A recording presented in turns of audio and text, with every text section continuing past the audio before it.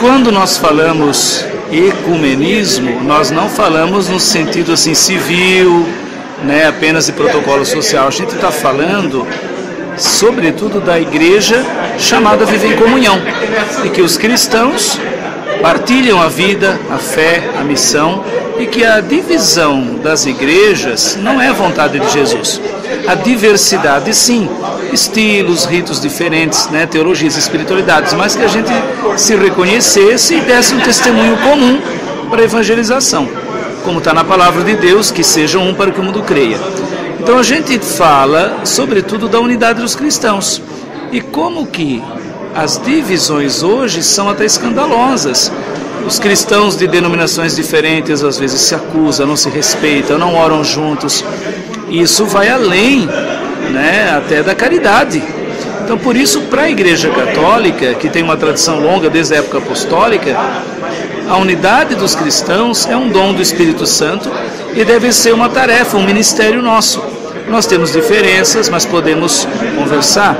Nós temos ainda coisas a resolver do ponto de vista doutrinal, mas podemos fazer obras de misericórdia em comum.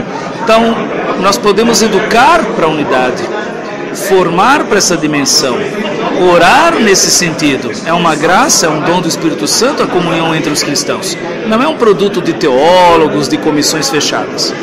Então, nesse sentido, passos nessa direção. Primeiro, uma espiritualidade de comunhão, uma sintonia com Deus na oração, rezar pelas igrejas, né? Rezar junto o capítulo de João 17 no Evangelho. Outro passo para nós católicos, os ministérios como diáconos, ler os documentos da igreja sobre esse assunto e perceber que ali tem um roteiro de formação.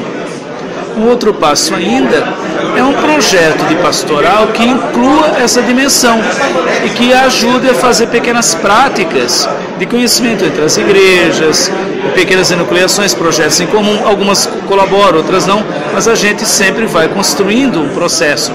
Tem lugares onde isso já avançou, tem projetos até missionários em comum. Outros lugares as pessoas convivem, mas não se colaboram.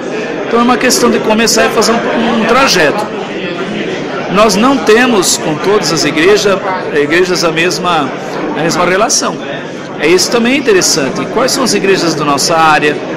Umas são de tradição reformada, outras são batistas, tem orientais ortodoxas, tem pentecostais, e aí também se formar especificamente, porque na Igreja Católica nós já temos diálogo com essas grandes igrejas ou denominações no mundo, e de lá vem sugestões, problemas que a gente resolve, questões até de doutrina. Então, nós que estamos aqui na evangelização todo dia, poderíamos receber esses resultados. Saber que as igrejas estão avançando nesse sentido. Nós não estamos paralisados nas polêmicas do século XVI. Né? Então, formar-se, ter projetos de ação pastoral, nesse sentido, uma boa convivência com testemunho comum, e incluir essa perspectiva na própria espiritualidade, no modo de rezar e celebrar. Esses são os primeiros passos.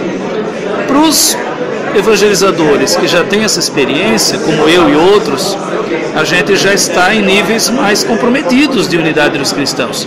Comissões, diálogos especializados, pesquisas em conjunto, né? Trabalhos e missões em comum, mas a gente começa pelos passos básicos que eu falei.